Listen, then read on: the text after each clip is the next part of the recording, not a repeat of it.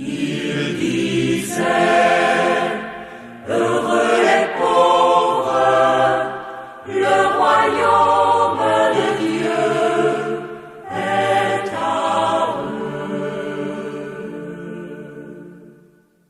Il n'avait d'autre souci que d'allumer aux yeux de Madeleine une étoile de tendresse. Bonjour Georgino. Bonjour Joseph. Alors nous poursuivons nos conférences de carême et nous nous interrogeons aujourd'hui comment est-ce que l'Église peut vivre de la pauvreté. Tu nous as présenté l'Église, mais comment est-ce que cette Église peut vivre de la pauvreté dont nous parle la Bible ?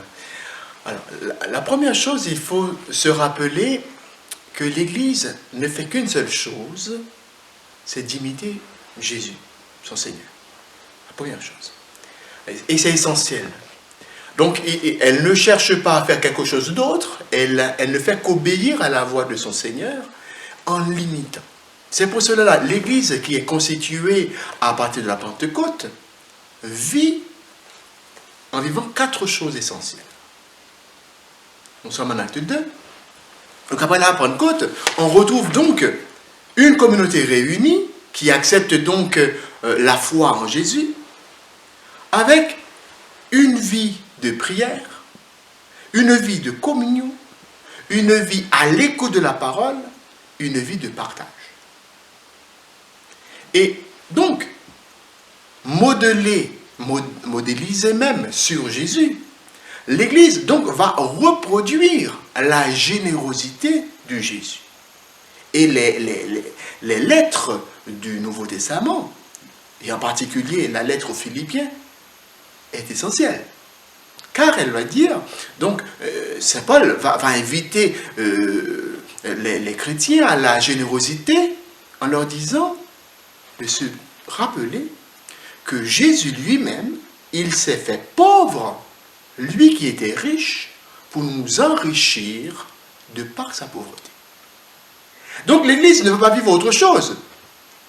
Qu'en se réunissant, donc, qu'en se constituant, les membres de l'Église vont vivre le partage. D'ailleurs, il est dit que personne dans la nouvelle communauté, donc dans l'Église, personne ne vivait dans le besoin, car tous mettaient tout en commun et chacun recevait ce qui lui était nécessaire. Donc, en fait, c'est une générosité apprise de Jésus.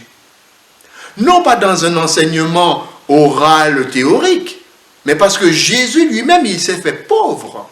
Lui qui était riche, lui qui est de condition divine, il s'est rendu à notre niveau, au niveau des plus pauvres, des plus petits.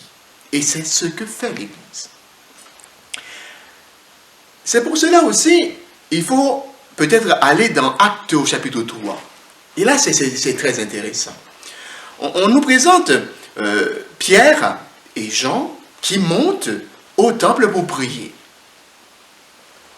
On nous dit en même temps qu'il y avait un impotent qui était posé là tous les jours, vraiment posé, et on aurait dit plutôt un mort, car c'est quelqu'un qui ne peut pas se déplacer de lui-même, qui est posé là, et qui ne peut pas entrer dans le temple parce qu'il est impotent, et qui attend une heure de miséricorde. Donc, ce qu'on traduit généralement par l'aumône. L'impotent voit Pierre et Jean, et leur demande donc l'aumône. Alors, Pierre va lui dire, d'or et d'argent, nous n'en avons pas. Donc, c'est la pauvreté. Pierre n'a pas honte de dire à cet homme qui est là, qui demande, et dont il reconnaît le besoin, qu'il n'est pas riche, qu'il n'a pas d'or, qu'il ne dispose pas d'argent à donner. Mais il lui dit, nous avons quand même quelque chose à vous donner. Au nom du Seigneur Jésus, lève-toi et marche. C'est-à-dire que l'Église va vivre une pauvreté qui lui permettra de guérir d'une pauvreté plus profonde. Car en fin de compte, si on comprend bien Actes des Apôtres au chapitre 3, cet homme ne demandait pas l'aumône comme on le pense, enfin une pièce de monnaie. Ce n'est pas ça qu'il demande. Le mot qui est utilisé dit miséricorde. Et quelle est la miséricorde pour cet homme? Ce n'est pas de lui donner à manger, parce que bon, d'autres personnes lui ont déjà donné, mais c'est qu'il puisse être rétabli dans sa dignité, qu'il puisse retrouver la communauté car il est exclu, de par sa condition d'impotent, de par sa maladie, de par son infirmité, et qu'il puisse retrouver la communauté des enfants de Dieu. Donc, l'Église va travailler en suivant Jésus à libérer de toute pauvreté, pas seulement la pauvreté matérielle, mais surtout la pauvreté spirituelle, la pauvreté humaine. Faire en sorte que l'homme qui est là, posé comme un mort, puisse recommencer à vivre.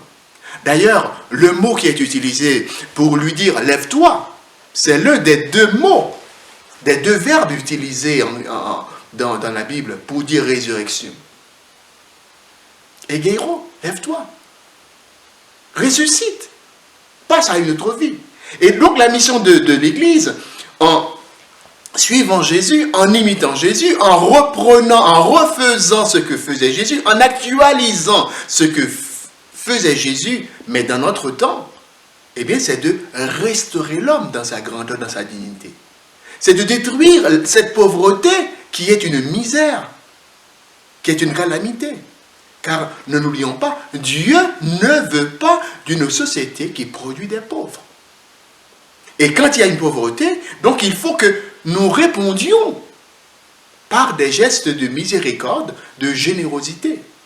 Et cet homme, maintenant, qui a reçu cette œuvre de pitié, de miséricorde, eh bien cet homme est rétabli. Et on nous dit, le voici qui gambade, qui entre en sautillant dans le temple. En fait, toute sa soif, toute sa faim, c'était de pouvoir louer Dieu, de pouvoir entrer dans la maison de Dieu, de retrouver la communauté des croyants. Alors, c'est là qu'il nous faut comprendre la mission de l'Église. Elle est là pour lutter contre toute forme d'exclusion. Et c'est pour cela elle a les yeux ouverts, le cœur ouvert, attentif, pour découvrir le pauvre tel qu'il est et se mettre à le servir, à lui proposer donc le salut, la résurrection, la vie. Voilà. Il disait, heureux les pauvres, le royaume de Dieu est à eux. Il n'avait d'autre souci que d'allumer aux yeux de Madeleine une étoile